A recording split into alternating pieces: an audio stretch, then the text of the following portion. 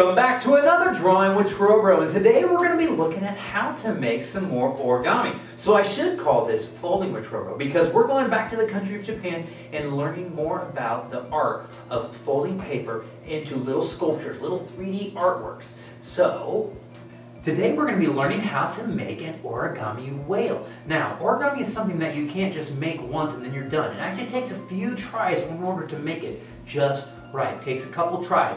Even when I'm learning something new with origami, it takes me 2 or 3 tries before I make it perfect. So let's get our paper ready and let's get started. Alright, so before we can start making some really fun origami, first we need to get a perfect square out of our paper. And the easiest way to do that is to take a piece of copy paper or printer paper or any piece of paper really that's a rectangle and fold it from the corner so that this top edge right here meets this edge. And you want this corner right here to be as pointy as possible. Line it up so it's nice and flat, and then once it's lined up perfectly straight and flat, you're going to want to crease it all the way down. And you're going to see that you have this nice rectangle right here on the side.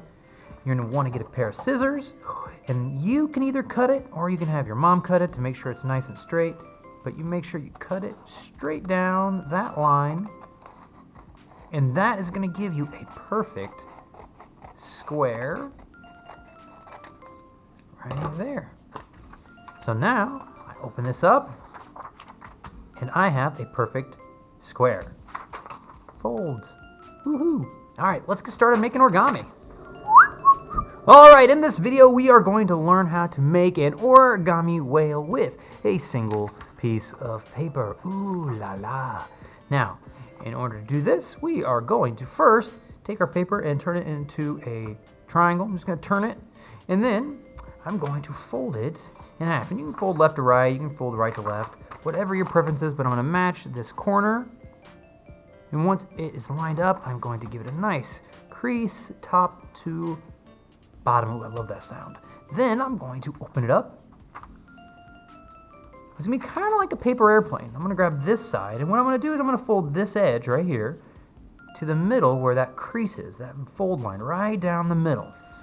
So I grab it. Now remember, you are in charge of this piece of paper. You get to tell it where to go. I try to get it really close to that line, but not touching. I want there to be a little bit of a gap. And then as I get it right, I start to crease it from the top to the bottom. Crease it nice and good so it stays down.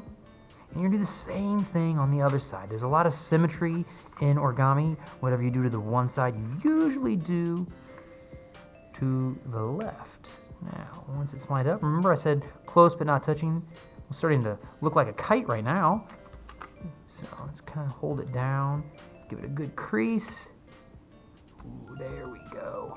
All right. Nice kite. Then I'm going to take this top part right here, and I'm going to fold the top corner right down to the middle, right where those two meet right there. Hold it down and crease it. All right. Then, it's kind of like a sarcophagus or something. I'm going to turn it on its side. I'm going to pull the top. I'm going to fold it down. You can already start to see that it's taking its whale shape right now. Okay, now for his tail. Notice that his tail is kind of going like straight up. So what I'm going to do is I'm going to take his corner of his tail, I'm going to point it up, and once I get it into the position that I think looks good, I'm going to hold it down, and I'm going to crease it. Now, you would think that I would be done, that's all you have to do, but look, it kind of like folds back. And if you notice, this one doesn't fold back down. No, that's because this is called a reverse fold. This is a super important fold in origami. All right, so if I was to pick this up, okay, pull this back down, all right here, this is called a mountain fold because it goes to a point like a mountain. And if I was to turn it upside down, that's a valley fold because it goes in. So you always have either a mountain or a valley. And so to reverse a fold, all you need to do is turn a mountain into a valley.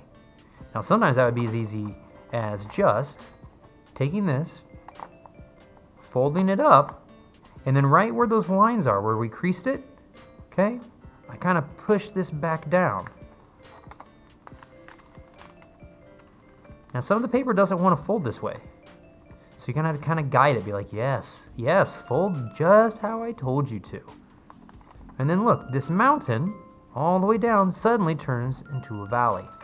That is called a reverse fold. Now, I'm gonna show you again, but once you do it, it's really easy, but sometimes it takes you a few tries. Okay, reverse folds are hard, and just like a bicycle, but once you learn, then it's super easy and you can never forget. So, I folded this up, brought it down, there's a line right there, and there's a line on the other side too. I'm gonna open my whale up a little bit, and then I just push his tail up a little bit, and then I start to close him back down. And then he kind of starts to do wonky stuff. So you kind of guide it. Be like, yes, fold nice and neat. Don't just smush it down. You got to be careful. Craftsmanship is very important. Then the last step is I need to cut right just a little bit of his tail at the top. Okay, and then you take it and you turn this to its side. His little forked tail. You can get some markers or crowns and paint and color him. Hey buddy, how you doing? I'm doing good. You need to get a new paint job, sir. Ho ho ho. And that is our origami whale.